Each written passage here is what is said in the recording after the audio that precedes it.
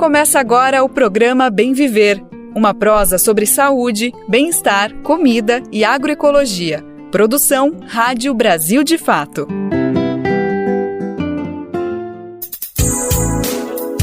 E hoje é quarta-feira, dia 28 de agosto de 2024. Com licença que tá chegando mais uma edição inédita e fresquinha do Bem Viver, entrando pelo seu rádio, pelo seu celular, pela sua casa, para trazer todos os assuntos fundamentais pra gente pensar uma sociedade mais igualitária, mais justa. A gente não tem nenhuma vergonha aqui de falar, de priorizar agroecologia, saúde, alimentação, direito dos povos, direito das comunidades. E é claro, sem deixar de lado o que tá pegando fogo no momento, falar de política, economia, tudo isso cabe no nosso Bem Viver.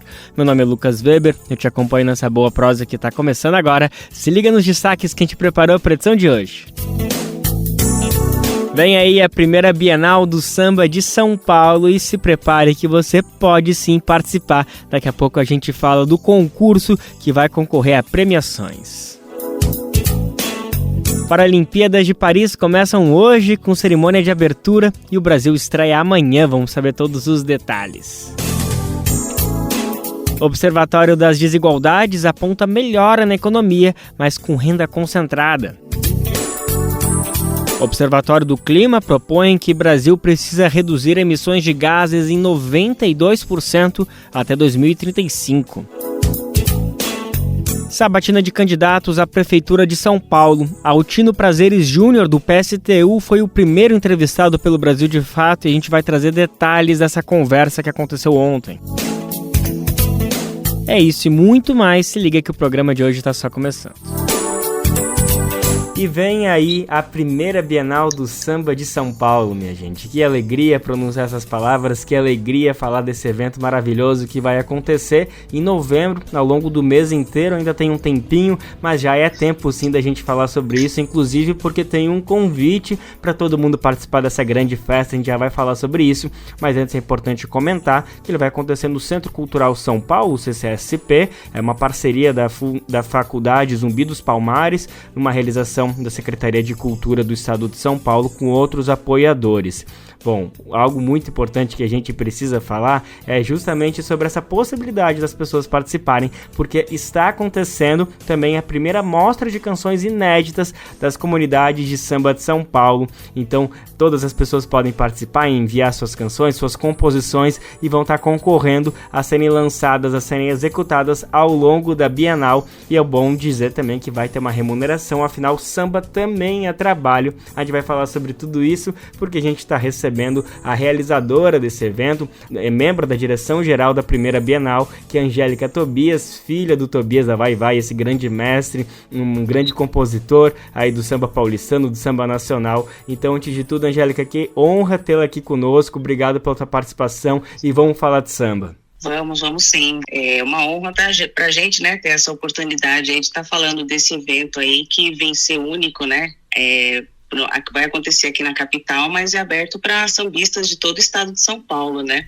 Sim, importante a gente já começar a convocar as pessoas. Estamos falando com antecedência justamente porque é para realmente convocar as pessoas. O samba é sim um grande trunfo nacional. Claro que cada estado, cada região tem a sua particularidade, então a gente vai falar especialmente do samba paulistano, do samba paulista, mas é óbvio que essas coisas se conectam, ele não é só daqui, ele é do Brasil inteiro. Bom, vamos começar logo falando sobre o evento. A gente vai falar mais sobre essa mostra para todo mundo participar, mas Angélica, eu queria entender um pouquinho mais como vai funcionar essa primeira Bienal. Quero entender as motivações, as inspirações, mas primeiro apresenta um pouquinho pra gente então sobre a primeira Bienal do Samba de São Paulo que acontece em novembro.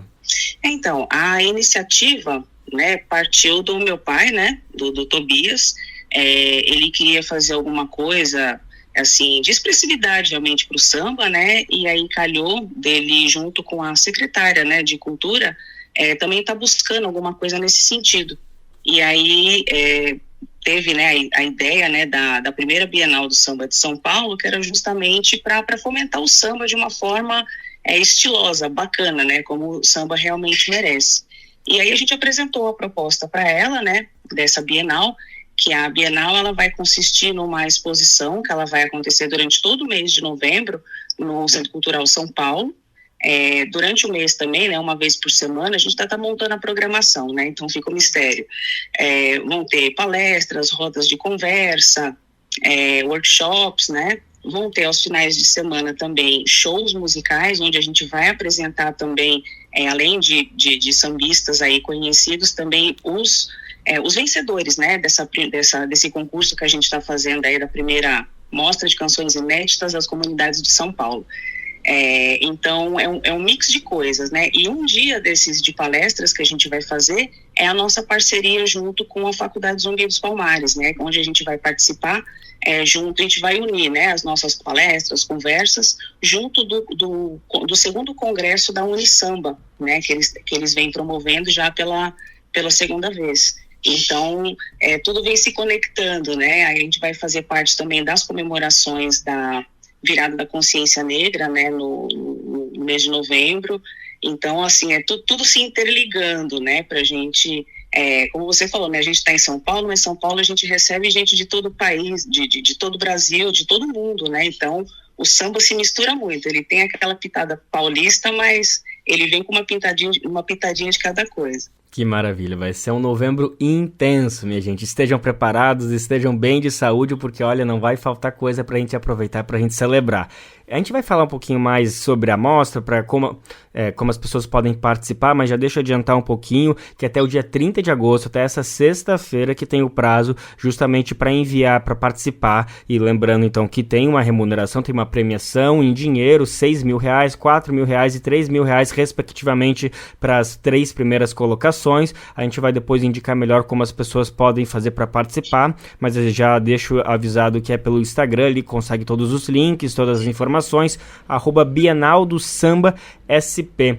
Mas, Angélica, vamos falar um pouquinho mais também sobre a construção desse evento, que eu fiquei curioso se ele é inédito no país, se vocês tiveram alguma referência do Rio, de Salvador ou até de outras regiões do país, ou vocês acreditam que uma Bienal do Samba é algo inédito no país inteiro? Não é inédito, né? Em São Paulo, sim, mas a gente se inspirou, sem dúvida, na outra Bienal que aconteceu nos anos 60, né?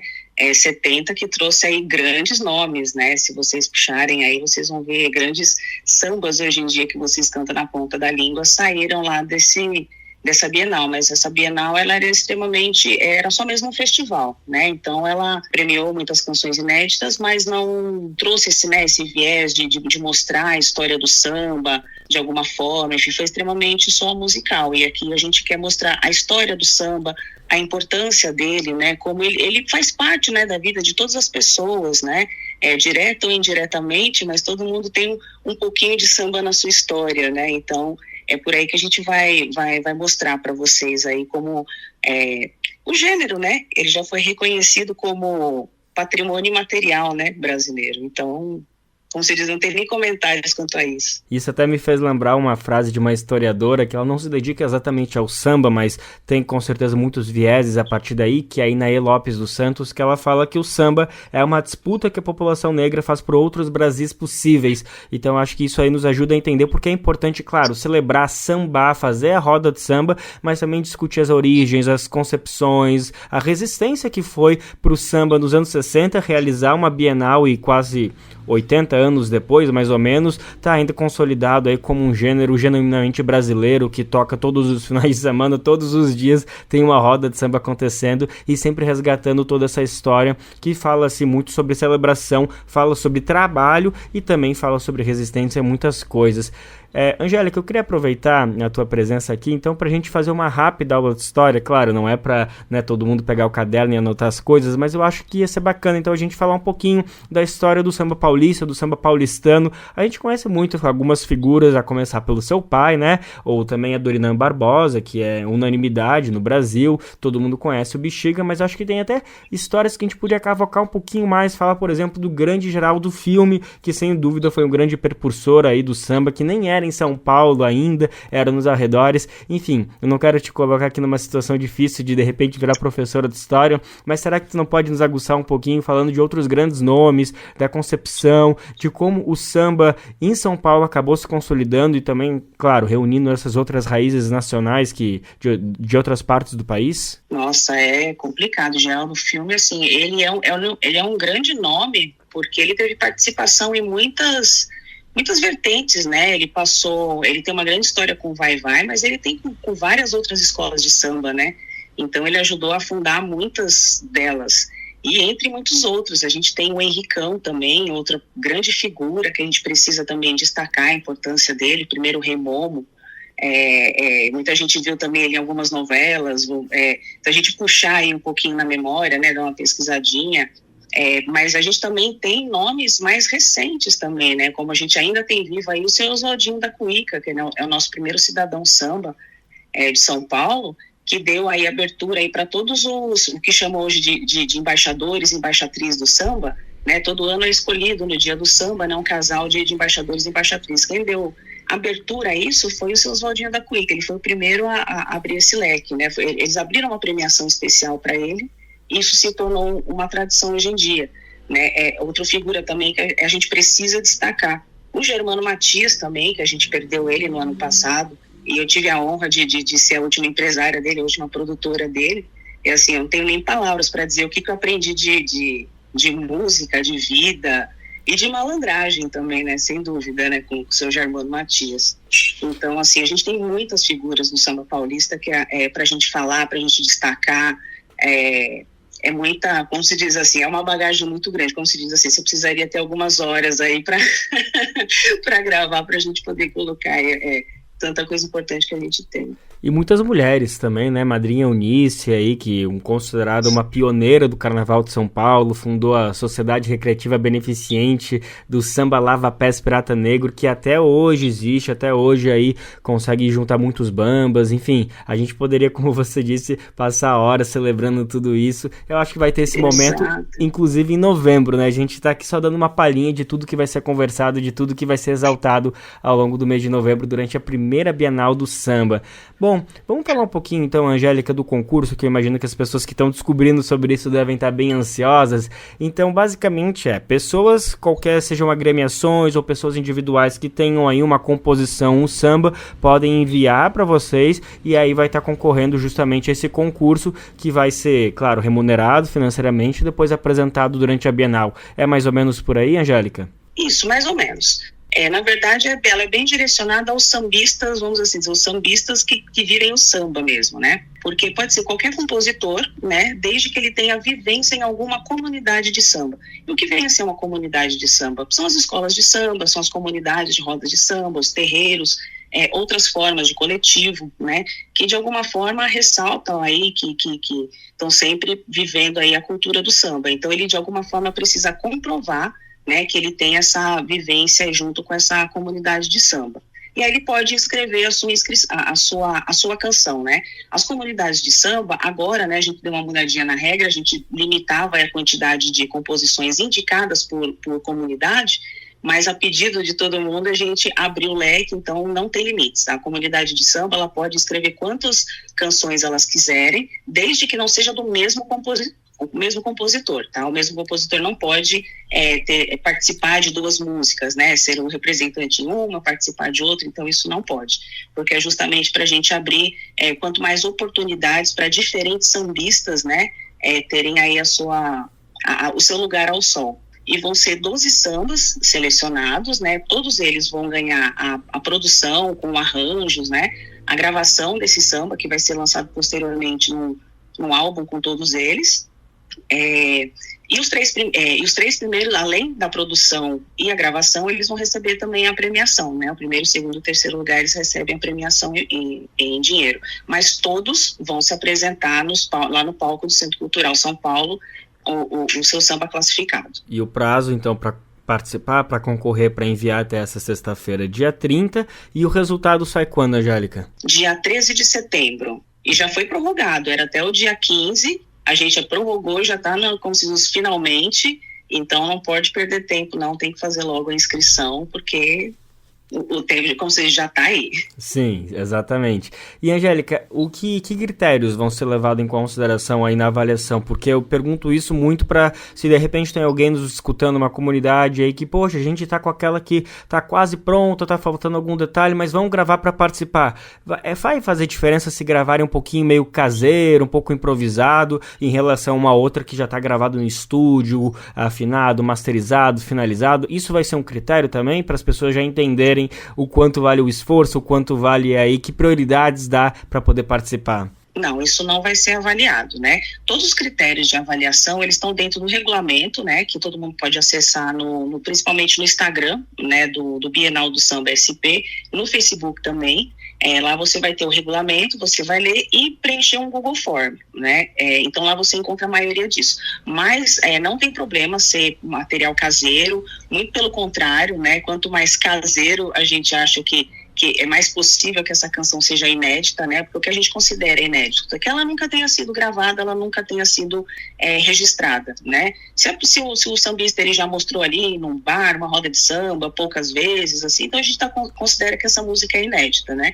Ela não pode ter um grande conhecimento. Então as pessoas precisam colocar esse áudio, né? Não precisa ser um super videoclipe no Instagram como não listado, né? Então ele precisa transformar isso daí num audiovisual, não precisa necessariamente ser uma gravação. Se quiser só colocar ali o áudio, uma imagem estática, por exemplo, não tem problema. O que a gente quer sentir é a essência da letra e a melodia, enfim, a ideia do que aquele sambista tem, porque essa música, posteriormente, ela vai ser arranjada, gravada, tudo pela equipe. Angélica, a senhora disse no Instagram, é no Instagram ou no YouTube que é para subir? No YouTube, o músico, ele vai ter que, quando ele vai preencher o formulário, né, explicando, ele vai ler o regulamento, então lá ele vai ter um formulário para poder preencher, ele vai colocar os vários dados, os dados da comunidade, os dados do compositor, a letra da música, enfim. E lá vai ter um espaço para colocar o link da música. Então, o único formato que a gente vai estar recebendo é no YouTube, né? Então, a pessoa ela precisa estar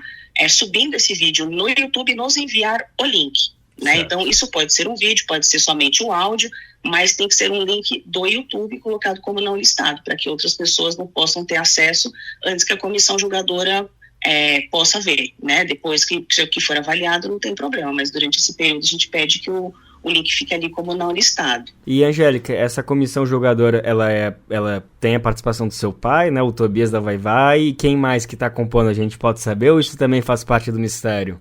Isso faz um pouco parte do mistério, mas a gente tem aí grandes nomes, aí senhores do choro, tem músicos e grandes compositores, né, como a gente chama de os canetas de ouro aí, de grandes sucessos de enredos de escolas de samba, e aí eu não vou dar mais spoiler não, que depois todo mundo fica sabendo. Pronto. E vamos voltar então a falar um pouquinho da Bienal, que como você comentou, ainda está com a programação em formação. Claro, só em novembro, tem um tempo até lá, a gente está adiantando todo esse papo justamente por conta do concurso, mas até a Bienal tem um tempo. E também já vamos aproveitar para falar que é gratuito, então todo mundo vai poder participar, é um mês inteiro, vai ter muita coisa. E vocês estão pensando em tentar trazer grandes nomes do Brasil inteiro, para também trazer um pouquinho dessa marca do samba nacional, ou realmente o foco vai ser resgatar todas as raízes do samba paulista, assim, mais ou menos como que vocês estão tentando dimensionar o evento, Angélica? Então, independente se é paulista ou não paulista, o nosso critério é que tenha uma grande expressividade dentro de São Paulo, né? Ele tem que ter uma história dentro de São Paulo, né? Tem que, como se diz assim, fazer história aqui. Porque muitos músicos, né, vivem, vamos assim dizer, nessa ponte Rio-São Paulo, né? Então, não tem como a gente descartar também muito a presença do Rio de Janeiro e outros estados também, na influência do samba de São Paulo, né? Então, acho que todo mundo se complementa, né? E não só também se atender essa questão do samba raiz, mas o samba ele é uma coisa muito orgânica, né? Então, ele também evolui. Ele vem trazendo novas misturas, novos ritmos, né?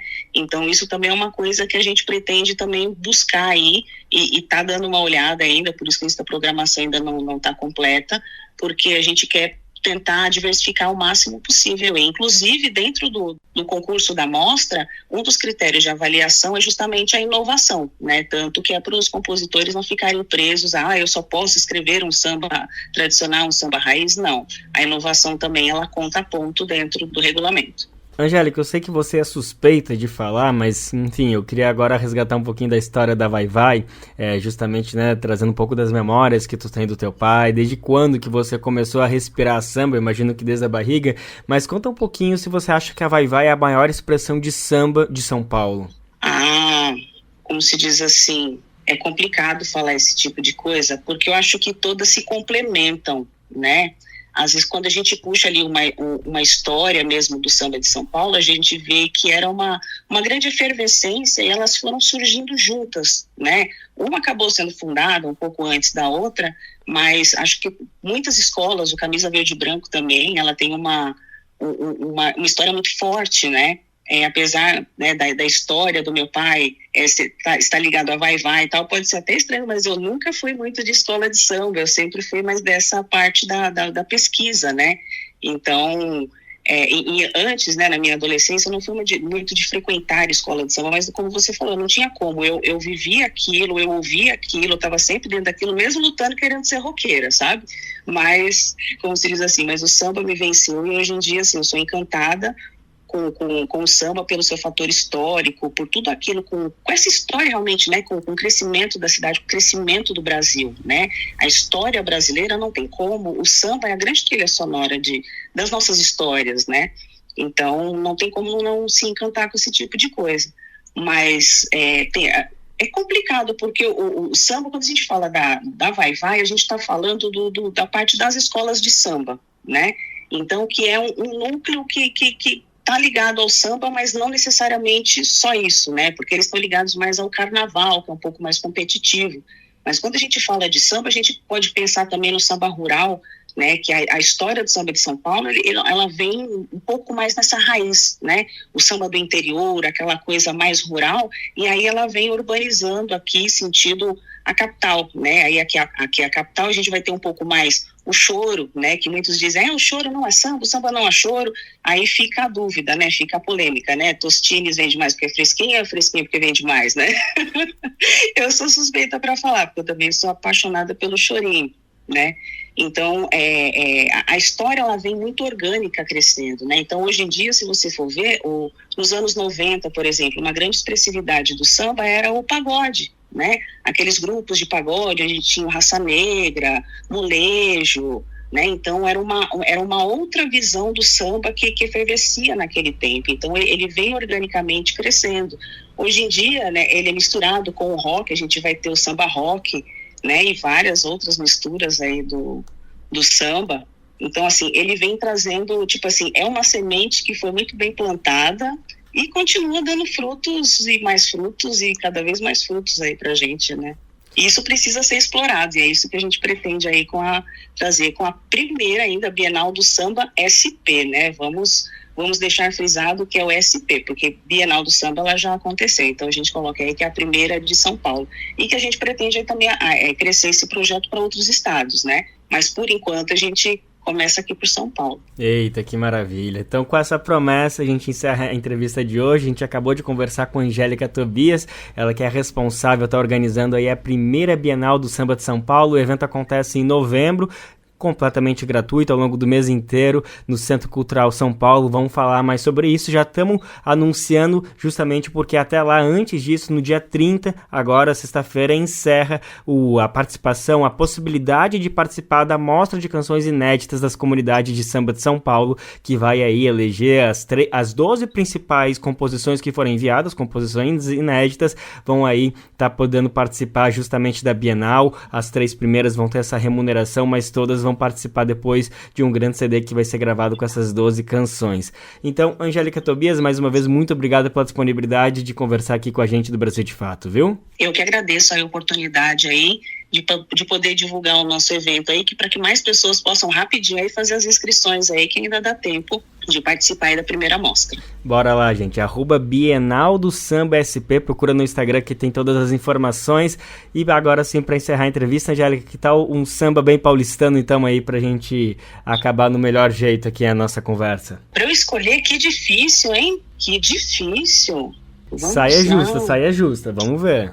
Tem que ser justa, tem que ser justa. Então vamos homenagear aí meu querido Germano Matias, doutor no samba, Acho que é um bom samba para a gente poder estar apresentando para o pessoal o que é um verdadeiro samba paulistano. Maravilha. Germano Matias, então. E o doutor, para entrar no samba não tem embaraço. Como gente bomba, faz um belo passo que um passista lhe ensinou. E quem vê ele desfilando em plena avenida com sua fantasia multicolorida, não diz que ele é doutor.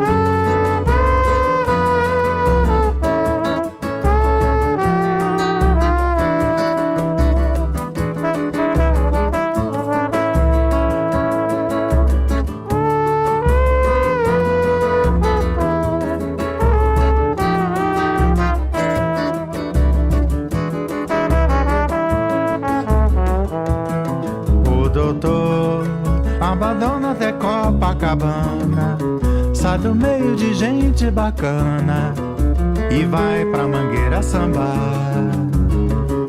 Ele até já foi presidente da nossa escola, quase fez um samba junto com Cartola e disse que no morro é que é lugar, bom lugar pra se morar.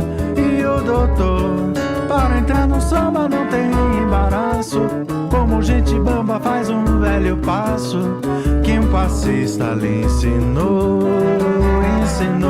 E quem vê ele desfilando em plena avenida com sua fantasia multicolorida, não diz que ele é doutor.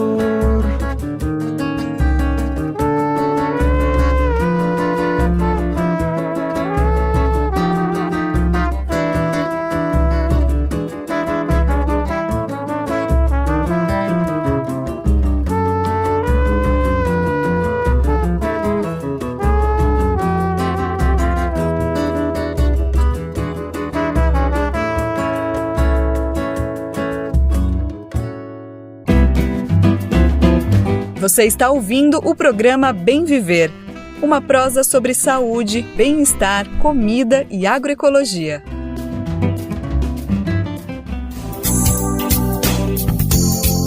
Vamos aproveitar para passar um recadinho que a gente adora compartilhar todos os dias aqui no Bem Viver. Saber que dá para retransmitir de graça o nosso programa aí na sua rádio comunitária, na sua rádio regional, aonde você estiver, o Bem Viver chega para ajudar nessa missão de propagar cada vez mais as nossas vozes de norte a sul, de leste a oeste do país. Bom, se você tem interesse e disponibilidade, faz o seguinte, vai em radiobrasildefato.com.br e lá você clica em como ser uma rádio parceira, que tem o caminho, o tutorial para você entrar junto com a gente. São mais de 400 emissoras que estão com a gente nessa missão de propagar a voz do Bem Viver por aí. Bora com a gente!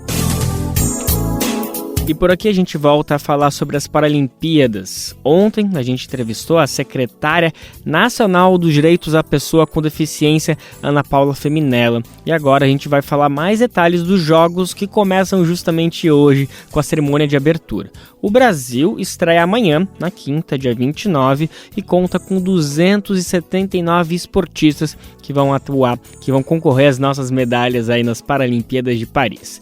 O nosso país está com a maior delegação da nossa história, isso em jogos fora do Brasil, porque quando a gente recebeu aqui no Rio, em 2016, tivemos mais esportistas, atletas, mas pela primeira vez a gente tem um número tão grandioso fora do nosso país. Vamos saber mais detalhes sobre tudo isso? A nossa repórter Thalita Pires está com todos os detalhes e conta pra gente. Os Jogos Paralímpicos de Paris começam nesta quarta-feira, com a realização da cerimônia de abertura a partir das 3 da tarde.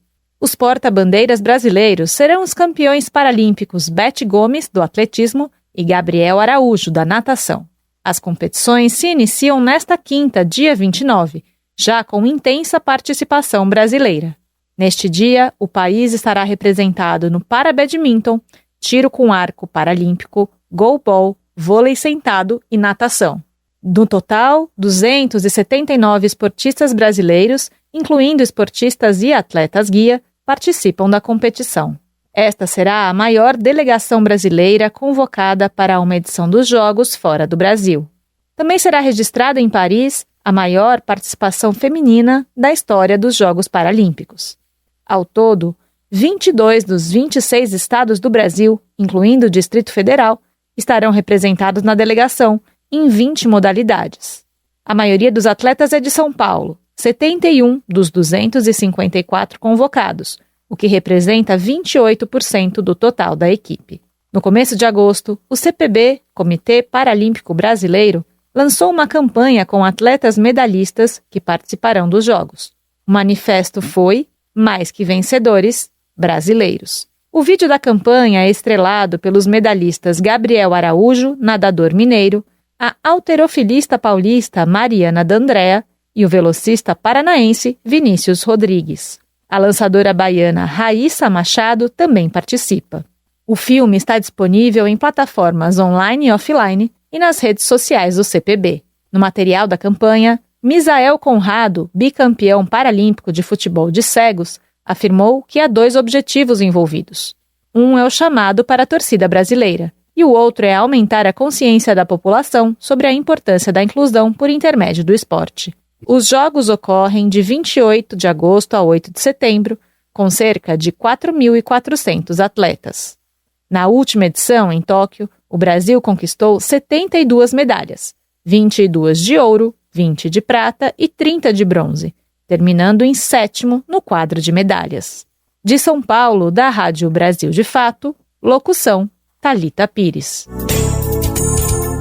Uma dica para quem perdeu o Bem Viver de ontem, a gente entrevistou a secretária nacional dos Direitos da Pessoa com Deficiência, Ana Paula Feminella, e ela falou justamente sobre a expectativa para as Paralimpíadas, sobre como ela vê as políticas públicas de apoio para esse grupo, para essa população, e também o problema que é a falta de visibilidade que a mídia tradicional, que os veículos de imprensa não dão para as Paralimpíadas, isso em comparação com os Jogos Olímpicos. Brasil de Fato, uma visão popular do Brasil e do mundo. Leia e ouça as informações que mais interessam no seu dia. Política, economia, direitos humanos, cotidiano, saúde e cultura, tratados com pluralidade e diversidade. Jornalistas, articulistas e movimentos populares reunidos em um só veículo. Esse é o Brasil de Fato. Conteúdos em texto, áudio e vídeo que informam e contribuem na luta por uma sociedade mais justa e fraterna. Quer ficar por dentro? Então acesse brasildefato.com.br.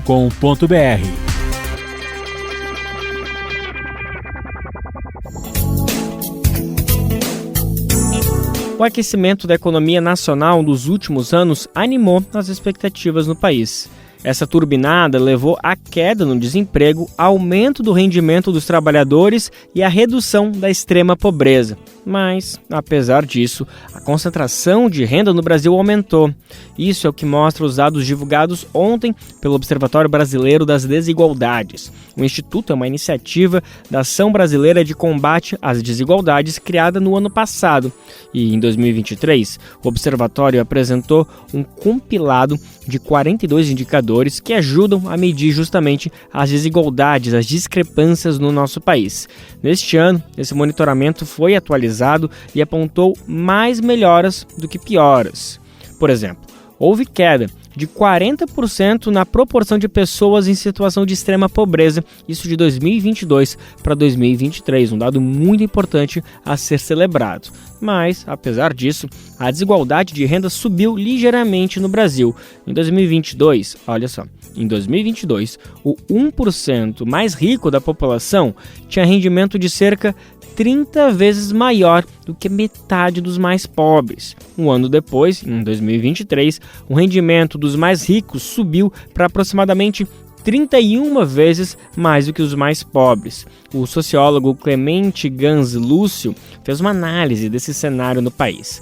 Ele é coordenador do Fórum das Centrais Sindicais e um dos colaboradores do Observatório. Clemente Lúcio foi entrevistado por Lona Ibelli, a apresentadora do Central do Brasil. Essa parceria do Brasil de Fato com a TVT, vamos conferir um trecho da fala do especialista. Esse relatório, ele atualiza pela primeira vez, portanto nós lançamos no ano passado esse diagnóstico, mostrando a amplitude das desigualdades sociais, ambientais, territoriais que existem no Brasil. O Brasil é um país extremamente desigual, múltiplas dimensões afetam a vida das pessoas, dos trabalhadores e das trabalhadoras. E esse relatório atualizado para 2023 mostra, por um lado, que as desigualdades se manifestam como um problema estrutural, ou seja, problemas de difícil enfrentamento, mas, de outro lado, o que é muito importante, é que se já observa que em 2023, fruto de políticas públicas importantes, especialmente no âmbito federal, tem um impacto muito positivo na redução da desigualdade, especialmente na situação de extrema pobreza. Houve uma redução muito importante da fome. O Brasil tinha voltado a integrar aquele rol de países que tem uma situação de segurança alimentar muito grave. Há uma clara redução da fome no Brasil com os dados de 2023. Há também uma clara redução da extrema pobreza, uma redução do desemprego, um aumento da massa salarial, um aumento dos salários, tudo resultante de iniciativas importantes do ponto de vista das políticas públicas. De acordo com os dados, houve melhoras nas áreas de educação, saúde e meio ambiente.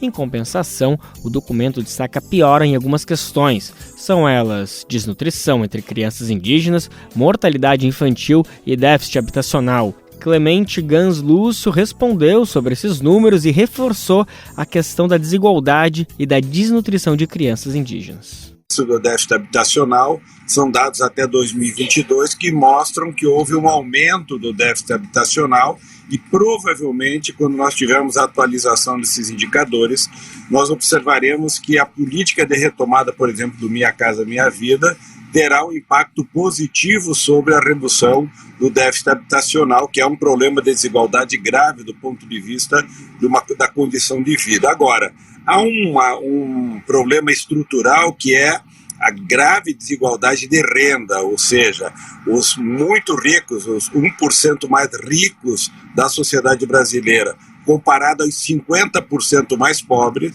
os ricos têm mais de 30 vezes o volume de renda que os 50% mais pobres detêm no Brasil. Portanto, uma desigualdade muito grande, uma desigualdade que tem muita resistência do ponto de vista das suas mudanças, para a qual, por exemplo, uma tributação progressiva como aquela que o governo se propõe a encaminhar para o Congresso Nacional fará muita diferença do ponto de vista do enfrentamento dessa desigualdade, assim como, por exemplo, essa que afeta a vida dos indígenas, especialmente das crianças, o que exige políticas específicas e muito assertivas para que essas condições de vida e de extrema desigualdade possam ser enfrentadas no Brasil.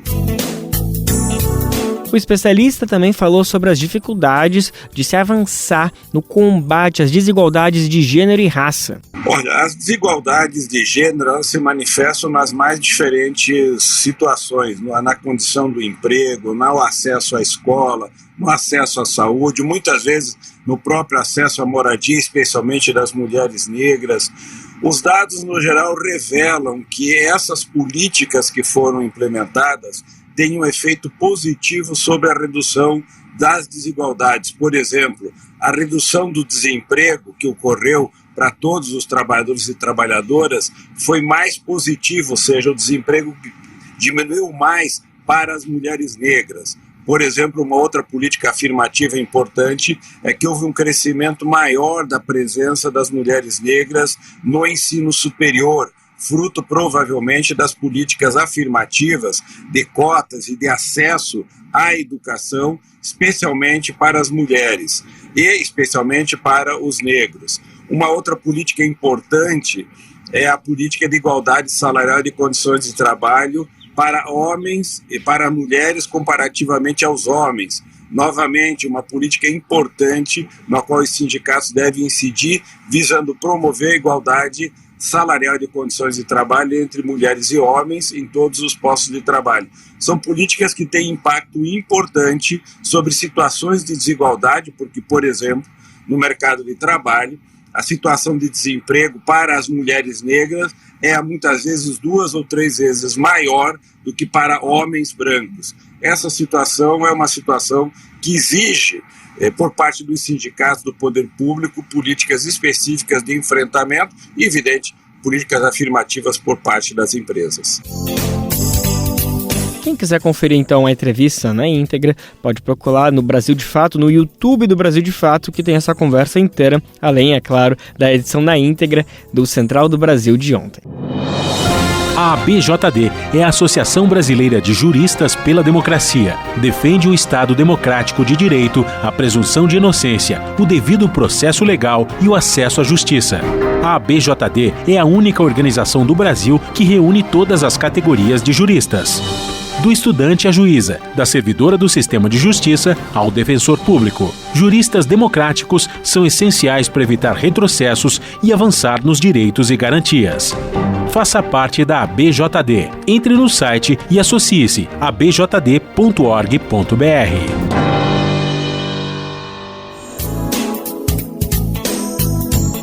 Minas Gerais enfrenta o maior número de incêndios em 14 anos, situação que fez a deputada Célia Chacriabá cobrar uma ação do Ministério Público. Em um desses casos, o fogo destruiu 3.000 mudas de reflorestamento em um território indígena. Para o cacique Carlos Arapuanã, o incêndio foi criminoso. A gente vai saber mais detalhes sobre essa análise na reportagem do Brasil de Fato. Um incêndio consumiu parte da aldeia Arapuã-Caquiá, em Brumadinho, Minas Gerais, onde moram 60 indígenas Chucuru-Cariri. O fogo começou por volta das 17 horas da última segunda-feira, dia 26, e se alastrou rapidamente, chegando perto de 2 casas. Em conversa com o Brasil de Fato, o cacique Carlos Arapuanã contou que, por muito pouco, as habitações não acabaram queimadas. Chegou sim, próximo de 2 casas que estavam mais próximo do fogo. Chegou, né? Se não fosse os bombeiros, ia pegar fogo as casas. Cerca de 20 moradores da aldeia se uniram aos profissionais, ao lado de outros brigadistas, para combater o incêndio. A força-tarefa conseguiu conter as chamas antes do amanhecer de terça, mas não há tempo de impedir a destruição de 3.000 árvores cultivadas em uma ação de reflorestamento. As mudas de espécies frutíferas e nativas, plantadas há pouco mais de 1 ano em um trabalho conjunto da comunidade, foram consumidas pelas chamas. O cacique acredita que o incêndio foi criminoso. O que leva a nós saber que é um incêndio criminoso é por conta que foi na beira do asfalto, né? E bituca de cigarro não ia fazer um fogaréu desse não. As pessoas todo ano tem esses incêndios aqui nessa região, só que é as pessoas que já fazem de propósito. Isso é um criminoso, sim, só que eu não sei falar quem é, né? E ontem o pessoal da brigada, eles não viram quem foi, mas assim, quando nós estava apagando, o pessoal já estava tocando fogo em outra parte. Aí foi lá, correu, os meliantes, que nem fala, saíram fora e eles conseguiram conter o fogo junto conosco aqui da aldeia. Mas o fogo que já estava se alastrando aqui não conseguiu não apagar não. Em nota enviada pela assessoria de imprensa, a deputada federal Célia Chacriabá, do PSOL, ressaltou a gravidade do caso. A parlamentar afirmou que, além do risco à vida, as queimadas causam a destruição do bioma e impactam diretamente o meio de subsistência das comunidades indígenas. Ainda na segunda-feira, a deputada encaminhou um ofício ao Ministério Público Federal e ao Ministério Público de Minas Gerais. O documento solicita ações emergenciais contra o crescente número de focos de incêndio no estado. De acordo com dados do INPE, o Instituto Nacional de Pesquisas Espaciais, Minas enfrenta o maior número de incêndios dos últimos 14 anos. Ao todo, são cerca de 4.800 focos registrados do início do ano até agora. A situação se agravou em agosto, com mais de 2.100 novos focos. As chamas consumiram parte de unidades de conservação. Entre elas, o Parque Estadual Serra do Brigadeiro e o Parque Nacional da Serra do Cipó, onde o fogo foi controlado em 22 de agosto, depois de 5 dias de incêndio. Já na Serra do Brigadeiro, o incêndio persiste há quase 10 dias. De 19 a 26 de agosto, a plataforma INDIMAP, que usa imagens de satélite para identificar focos de calor, acusou mais de 3.400 pontos com chamas em terras indígenas no país. Em Minas Gerais, foram 12 focos de incêndio de pequenas proporções em territórios de povos originários neste mês. A terra onde vivem os Chucuru-Cariri, em Brumadinho, ainda não é demarcada e, por isso, não aparece no mapeamento da plataforma. De São Paulo, da Rádio Brasil de Fato, Carolina Batayer. São casos como esse e muitos outros que colocam desafios para uma efetividade na questão climática e ambiental. É desafiador, mas não restam mais opções nem tempo. De acordo com o Observatório do Clima, o Brasil precisa reduzir emissões de gases em até 92% até 2035. a organização apresentou uma proposta de ações e metas para o enfrentamento das mudanças no clima. Parar e refletir essa meta é se deparar com uma situação, digamos, extrema e que é para ontem. Por isso, nunca é demais dizer que o Brasil e o mundo estão atrasados e longe da necessária efetividade na questão. Vamos entender mais detalhes sobre essa proposta e sobre os alertas que o Observatório do Clima fez na reportagem de Douglas Matos. O Observatório do Clima apresentou nesta segunda-feira, dia 26, uma proposta de Contribuição Nacional Determinada Brasileira, a chamada NDC, na sigla em inglês, com um conjunto de medidas ambiciosas para o enfrentamento das mudanças climáticas. A NDC é um documento que os governos levam a negociações do Acordo Climático, contendo compromissos e contribuições do país sobre a redução de emissões de gases do efeito estufa. No documento, o Observatório estabelece as prioridades que devem ser levadas em conta para o alcance de um teto de emissões de gases até 2035, isso com redução de 92% em relação a 2005, contribuindo assim com o objetivo de limitar o aumento da temperatura global em 1,5 graus Celsius, como determina o Acordo de Paris. A proposta de NDC traz ainda medidas de mitigação, ou seja, de prevenção e diminuição dos riscos provocados pelas mudanças no clima, como a criação de sistemas de monitoramento e alerta precoces, sobretudo para áreas de risco, além da construção de infraestruturas capazes de proteger as populações vulneráveis. Segundo os pesquisadores do Observatório do Clima, atualmente 35% dos municípios brasileiros se encontram em áreas de risco e possuem baixa capacidade de resiliência diante de eventos extremos. O estudo leva em conta fatores como o aumento da produção industrial e do consumo no período estabelecido como meta e propõe como pilares do Programa Brasileiro de Enfrentamento às Mudanças Climáticas o chamado desmatamento zero e a recuperação do passivo ambiental, a transição energética, uma melhor gestão dos resíduos, além de uma mudança de padrão na produção agropecuária, direcionada a uma atividade de baixo carbono com o sequestro desse carbono pelo solo. Nesse sentido, como medidas concretas, o Observatório propõe uma mudança no padrão também do uso do solo e uma redução nas emissões líquidas de CO2, o gás carbônico, e estabelece como metas a recuperação de 22.500.000 hectares de florestas recuperadas, a criação de mais de 1 milhão de hectares de SAFs, que são sistemas agroflorestais, e outros 5 milhões de hectares de florestas plantadas. O Observatório do Clima considera como meta a eliminação do desmatamento em todos os biomas, restringindo a área anual desmatada no país a no máximo 1.000 quilômetros quadrados a partir de 2030. O documento também propõe o combate à degradação, com uma atenção especial aos efeitos adversos dos incêndios florestais. Para atingir as metas, o Observatório do Clima sugere uma mudança radical no padrão da agropecuária brasileira.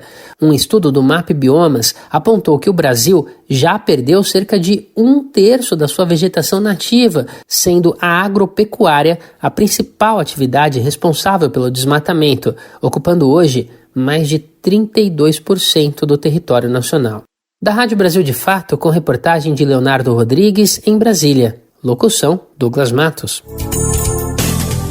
Como a gente sabe, as metas climáticas e ambientais não estão sendo cumpridas nos espaços de convenções internacionais. Parece ser fácil para algumas pessoas negociar e acomodar essa questão entre o poder e a economia, mas não é possível mais negociar a vida quando a própria humanidade destrói as formas de mediação. Ou seja, quando mexe no clima, diminui o oxigênio, polui a água, o solo, o ar e por aí vai. Não vai sobrar ninguém para intermediar a nossa vida no planeta no futuro muito próximo se as coisas continuarem desse jeito. Racismo em pauta. É comum a gente ouvir a expressão cabelo ruim quando alguém se refere ao cabelo afro, devido à sua textura crespa.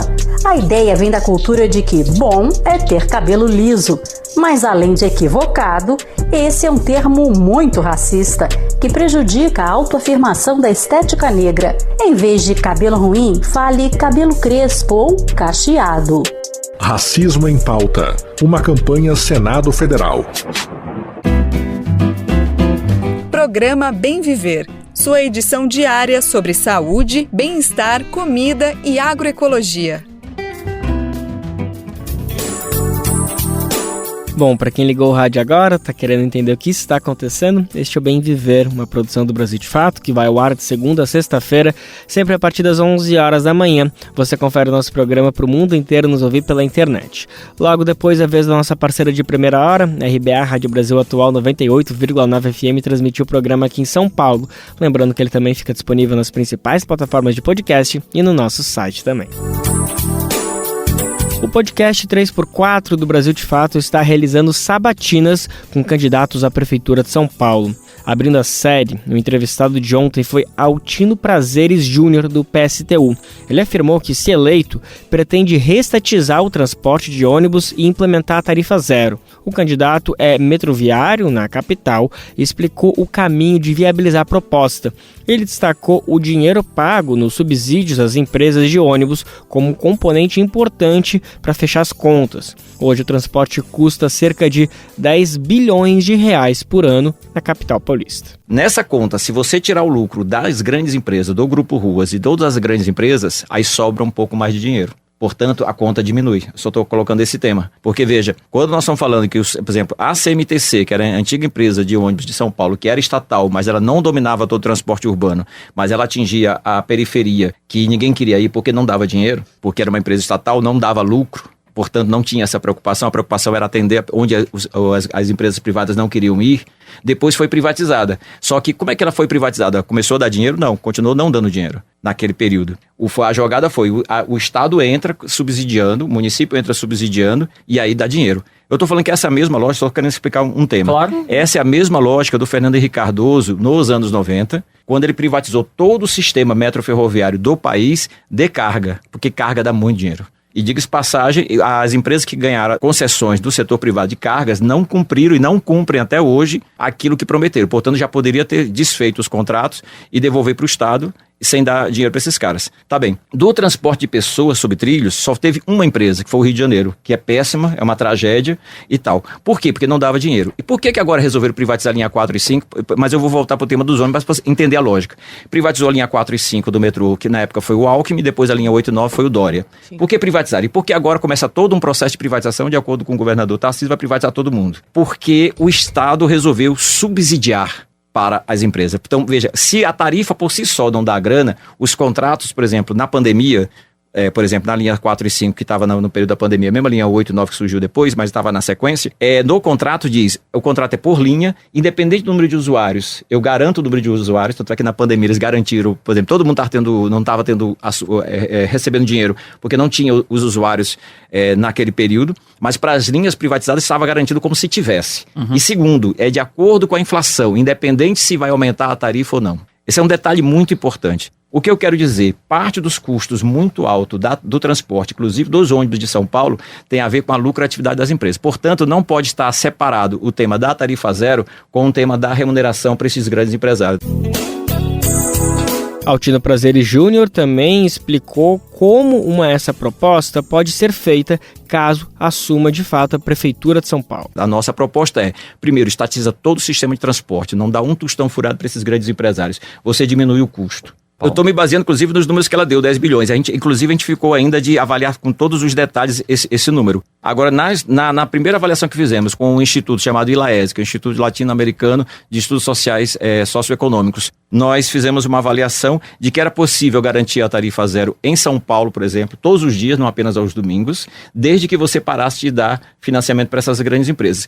Se alimentar como um ato político e comida sem veneno... O Armazém do Campo reúne as duas coisas com a agricultura familiar orgânica e agroecológica dos assentamentos da reforma agrária. São várias lojas espalhadas pelo Brasil com produtos do Movimento Sem Terra, MST, além de atividades culturais, cafeteria e almoços coletivos. Encontre o Armazém do Campo mais próximo de você pelas redes sociais e venha. Traga sua família e amigos para conhecer um novo jeito de comer bem.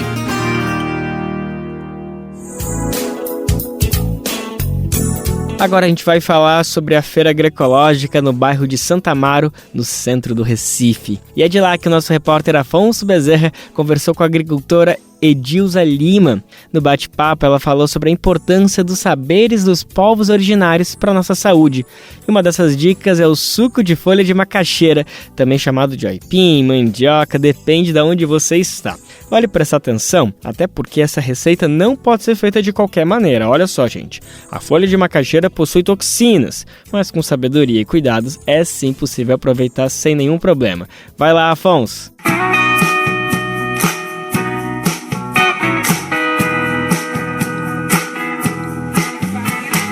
Edilza tem um quiosque na feirinha agroecológica em Santo Amaro, no centro do Recife. Ela costuma dizer que não tem clientes, e sim amigos. Edilza realiza verdadeiras consultas, ouve a história das pessoas, os relatos dos problemas e já emenda uma receita dos cosméticos naturais feitos com produtos do seu quintal. A receita vem direto da fitoterapia indígena.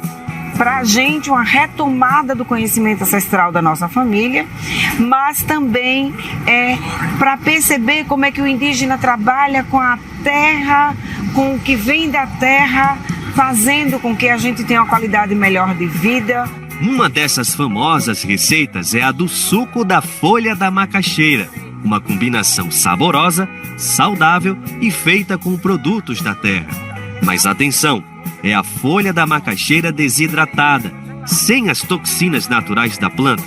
Cuidado! A folha da macaxeira, uma pessoa chegou para mim e disse: você sabia que a folha da macaxeira tem mais informação nutricional da essência da macaxeira do que a própria raiz?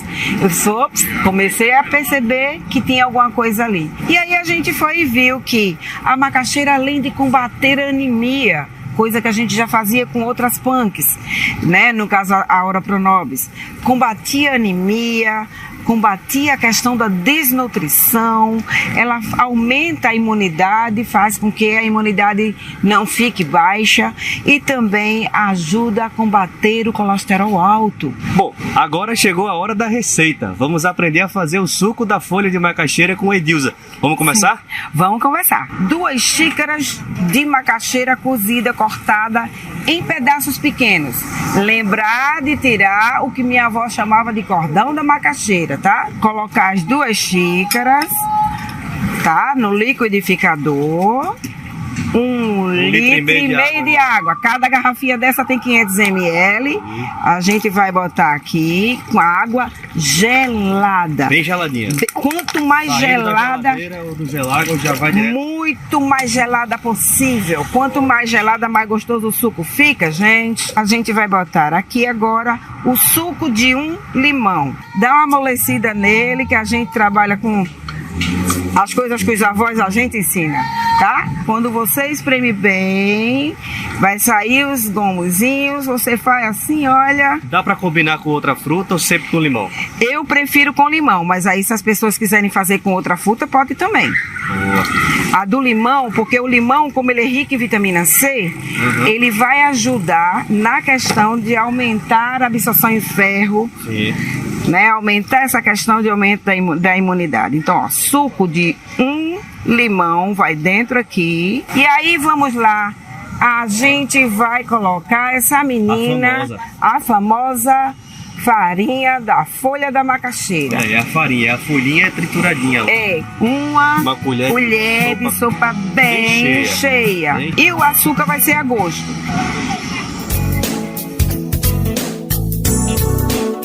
E no clima do poder das folhas, a gente encerra a edição do Bem Viver de hoje, lembrando, destacando que ninguém pode utilizar as folhas da macaxeira de qualquer forma e sem conhecimento. A utilização milenar delas é essencial na medicina tradicional e até na conexão espiritual de muitos povos e comunidades. Então, antes de pensar em manipular, é preciso considerar esses saberes que podem estar na ciência e nos conhecimentos populares. Bom, o Bem Viver de hoje fica por aqui. Amanhã a gente está de volta, sempre a partir das 11 horas da manhã, para o mundo inteiro nos ouvir pela radiobrasildefato.com.br pela internet. Logo depois, a vez da nossa parceira de primeira hora, a RBA, a Rádio Brasil Atual 98,9 FM, transmite o nosso programa aqui em São Paulo. Lembrando que o Bem Viver vai ao ar em diversas rádios pelo país. A lista completa de emissoras que retransmitem o Bem Viver você encontra no nosso site. Na matéria de divulgação diária do programa, aqui a gente aproveita para agradecer esses veículos por estarem com a gente. gente. Tamo junto, galera. O Bem Viver também fica disponível como podcast lá no Spotify, Deezer, iTunes e Google Podcast. A apresentação deste programa foi de Lucas Weber, roteiro de Daniel Lamir, edição e produção de Camila Aguiar, Daniel Lamir e Douglas Matos, trabalhos técnicos de Lua Gattinoni, Adilson Oliveira e André Paroche, coordenação de Rádio e TV Muniz Ravena, diretora de programa de áudio Camila Salmásio, direção executiva Nina Fidelis, apoio toda a equipe de jornalismo do Brasil de Fato. Até amanhã, gente. Tchau, tchau. Você ouviu o programa Bem Viver, uma prosa sobre saúde, bem-estar, comida e agroecologia. Produção Rádio Brasil de Fato.